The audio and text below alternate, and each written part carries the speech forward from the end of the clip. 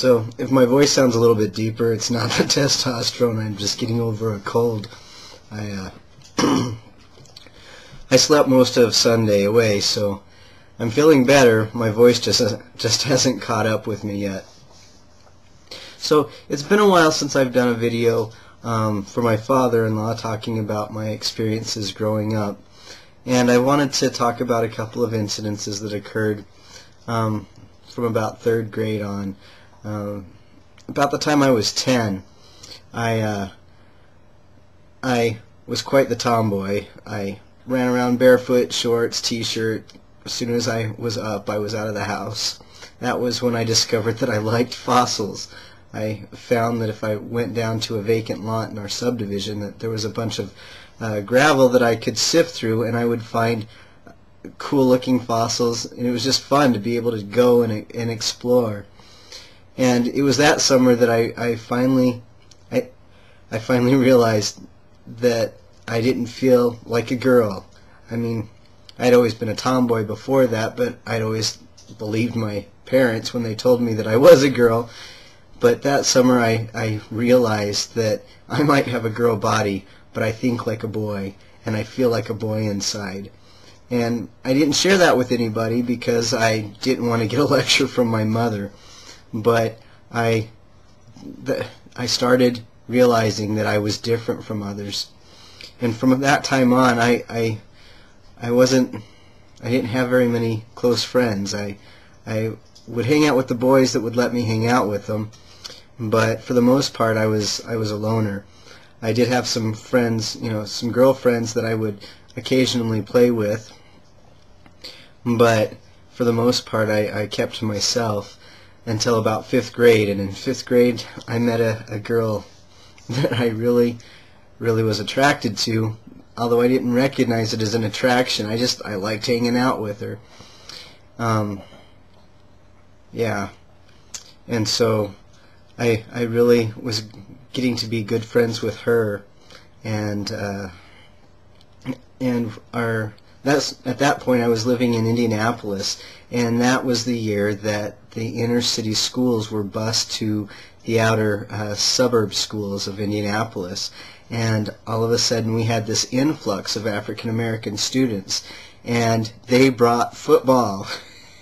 And I remember playing football with the guys during recess, and after playing with them, it became my job to recover any fumbles because I was small and I was quick and I could move in and grab the ball when it broke loose. So I was starting to get a place in with the guys during recess, at least playing football. But then right after Christmas, my dad lost his job, and we ended up moving back to Utah. And it was a big shock because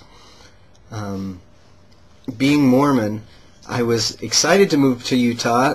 I mean, Utah is the land of Zion, and I was excited to have the churches a lot closer. In Indianapolis, we had to drive a half hour, 45 minutes to church.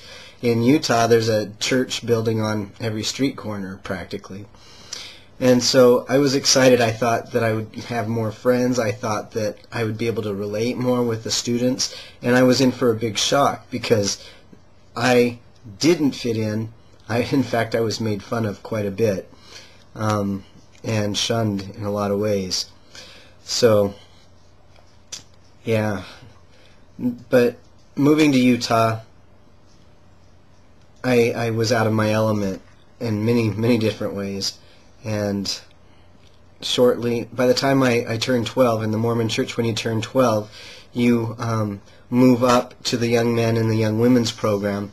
And I can remember moving in, or going to my first young women's meeting one Sunday, and having another young lady. I don't know, she was probably 15, 16. I don't know. I just remember that she paid me a lot of attention, and I really enjoyed it. But I didn't feel like a young woman, and so I felt really awkward in church, and my mom really tried to help me out a lot to fit in. She tried to teach me how to do my hair, tried to teach me how to put makeup on, and it was really difficult for me. Yeah. About that time I had a couple of cousins come out and visit I have cousins that live all over the place, and these were my two oldest cousins who I looked up to, but I didn't really have anything in common with them. We caught the bus and went out to one of the local malls, and they figured out that I was not attracted to guys. They started making fun of me, actually. We sat in the mall, and anytime a guy would come by, they'd ask me if he was cute, and I was so mortified. I remember just sitting there, trying to analyze this guy, trying to decide, is he good looking? I don't know. And I remember just guessing on a couple of them, just throwing out yeah, and they would laugh, or, oh, we don't think he's good looking, and I felt ridiculous, actually. I'm just grateful they didn't start asking me if the women which of the women I thought were good looking, because I had an opinion about that. I just didn't have any opinion about the guys. So it was just one more incident that pointed out to me that I was quite different from the women in my family and my church and just in general. So yeah. I can't remember if there was any other incidences that I really wanted to talk about. I have a younger sister that's just about 22 months younger than me. By the time we were in junior high, she could do her hair, she could do her makeup, she always looked picture perfect, and me, I was still trying to figure out how to use a curling iron at the time. I did not have too many friends in junior high. Yeah. So that's just a brief recap of my preteen to early teen years. I hope everything's going well with you. I'm still geeked about going and having top surgery.